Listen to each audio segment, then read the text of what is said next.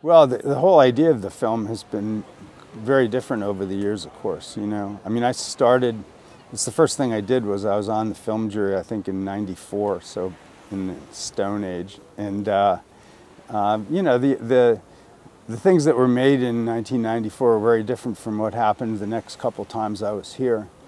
And it's instructive. You know, in those days it was just standard commercial stuff. Some of it was funny.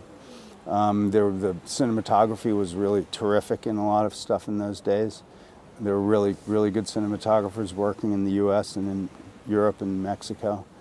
And then the next time I came back, which I think was 2002, things had changed a little bit, and they probably were being made more and more for other kinds of distribution. You know, like to have them put in the idea of having something in a cinema was got more popular in the U.S. I know it's done elsewhere.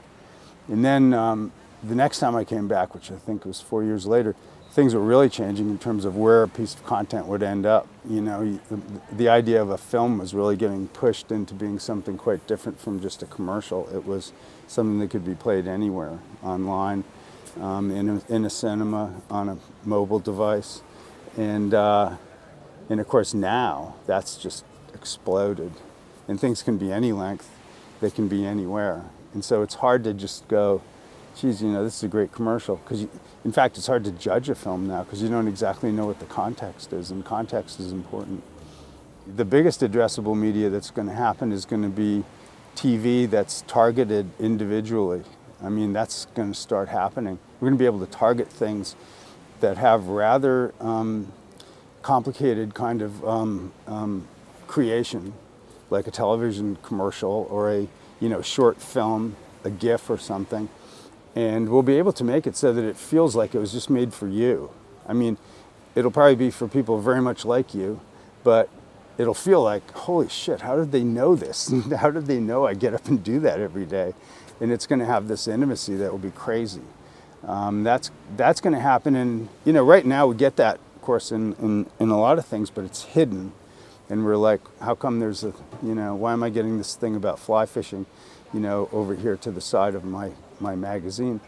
And of course, that's kind of interesting. But when it happens in more complicated ways, like a TV spot or, you know, something comes to you that's very complicated and it seems to be made just for you, it's going to happen more and more. It's going to be rather stunning. I think the really hard thing for agencies now is to figure out what to do. You know, like, can you be good at all that stuff? You know, and a little bit, I worry that we lose our identities in a way. You know, like people looked at agencies to have a certain style and a certain kind of work, and nowadays we're asked to do like everything.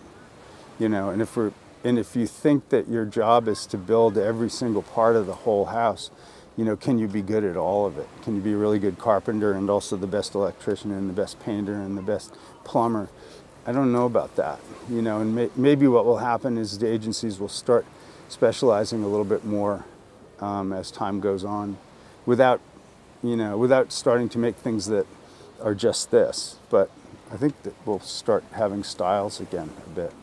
One of the things that I've noticed, I think, is that places like, you know, I think Snapchat had a really good week here, and when you look at their product and where products like BuzzFeed and Gawker are going, you see that in many cases, they're getting extremely sophisticated, not just about targeting, which of course they're great at, but in the making of content. The content they're making is getting higher and higher quality all the time, and in that way they're getting a little bit more like each other in some ways, which is alarming. But that's what I've learned this week.